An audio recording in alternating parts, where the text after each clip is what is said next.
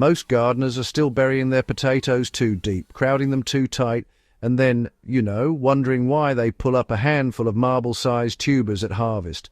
I see it every season. They trench 8 or 10 inches down, backfill with heavy soil, hill aggressively, and end up compacting the very zone where potatoes are supposed to expand. The result is restricted tuber development, inconsistent moisture, and lower yields than the genetics of the plant are capable of producing. If you're serious about growing food and not just filling space, subscribe to the channel now, because what we focus on here is practical yield, not tradition for tradition's sake.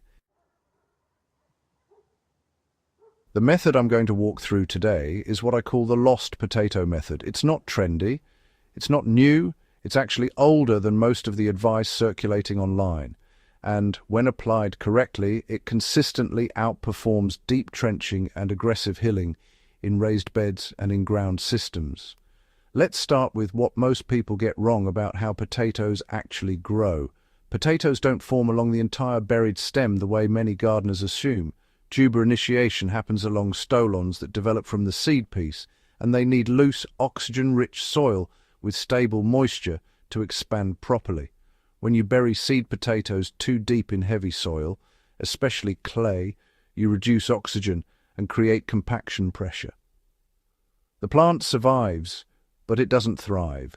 You get tall tops and mediocre yields underground.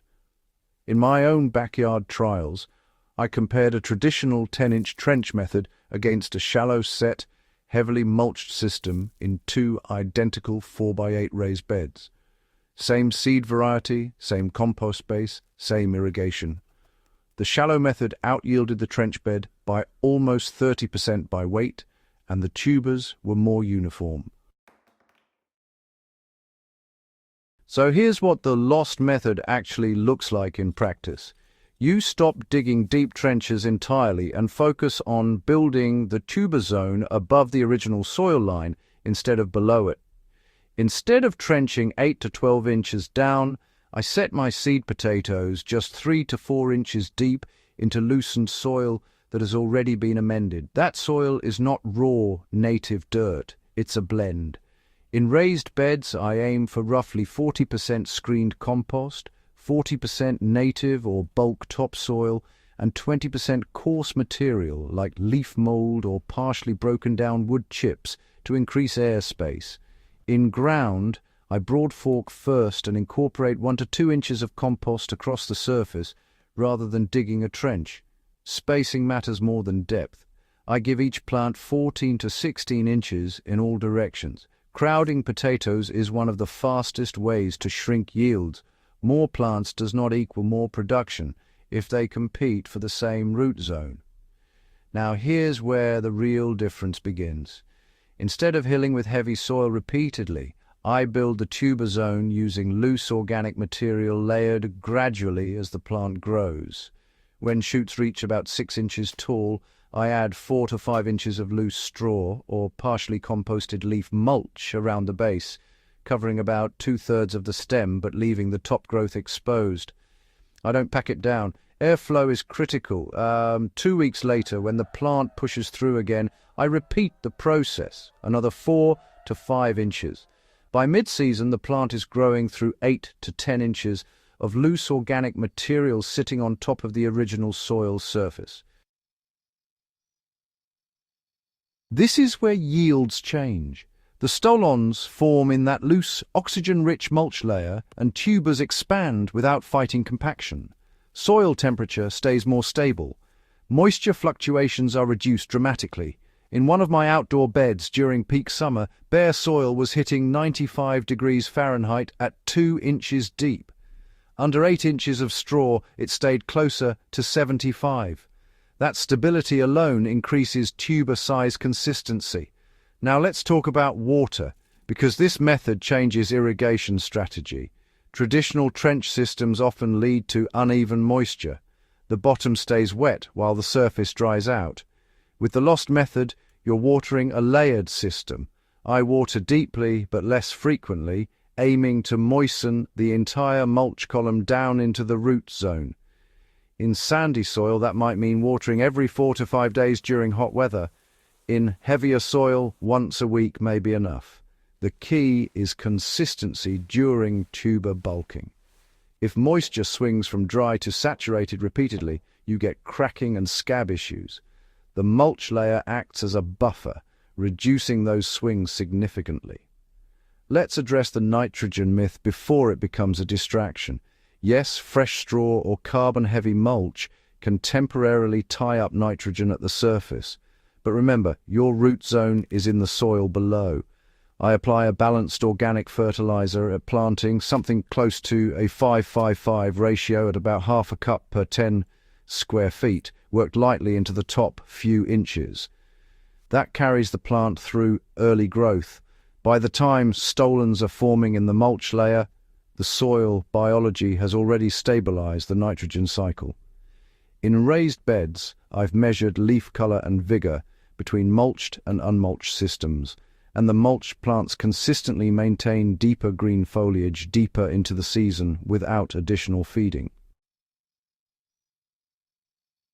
Now let's talk about effort, because the word effortless needs to be understood correctly. This method reduces heavy labor. There's no deep trenching, no hauling soil back and forth repeatedly, no compacted hills to break apart at harvest. At the end of the season, I simply pull back the mulch and lift the tubers by hand. In many cases, they're sitting clean in that organic layer. Harvest damage drops significantly because you're not stabbing blindly with a fork. In small backyard gardens, especially 4x4 or 4x8 beds, this is a game changer. You can plant potatoes in early spring, build your mulch column gradually, and still interplant shallow-rooted greens like lettuce along the edges early in the season before the canopy closes. Even in larger in-ground plots, this method scales. I've run 50-foot rows using shallow planting with heavy straw cover and reduced total labor hours by nearly a third compared to traditional hilling. Now let's briefly touch on containers and controlled systems. While potatoes aren't typical hydroponic crops, I've tested this principle in large grow bags and hybrid soil systems, receiving nutrient-rich runoff from adjacent hydro setups. The same concept applies. Start shallow, build upward with loose media, maintain consistent moisture, and avoid compaction. In 20-gallon fabric pots, planting 3 seed pieces with progressive mulching has consistently produced more usable tuber weight than burying them deep from the start. The trade-off is material sourcing. You need access to clean straw, leaf mulch, or similar carbon material. If your only option is dense, wet grass clippings, you'll create anaerobic conditions. The material has to stay airy. That's non-negotiable. Another common mistake is over-fertilizing nitrogen early in the season.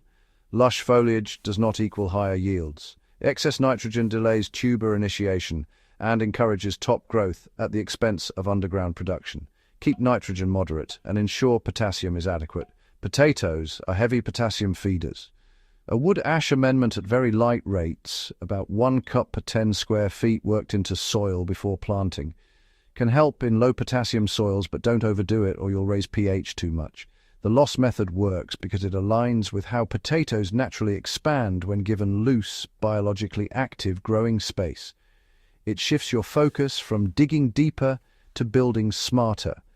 At harvest, the proof is in the crate weight, uniform tubers, fewer deformed shapes, less disease pressure from soil splash, and significantly easier cleanup. If you're already growing food seriously, test this side by side with your current method next season. Don't take my word for it. Dedicate 1 bed to traditional trenching and 1 to shallow set, layered mulch. Weigh your harvest, measure labor hours, look at tuber size distribution. Data ends debates quickly. That's what this channel is about. Practical comparisons, real soil, real numbers. If you found value in this, subscribe to Husbandry and share this video with another gardener who cares about production, not just planting. Growing better food comes down to understanding plant biology and applying methods that respect it. The more we share what actually works, the stronger our gardens and our harvests become.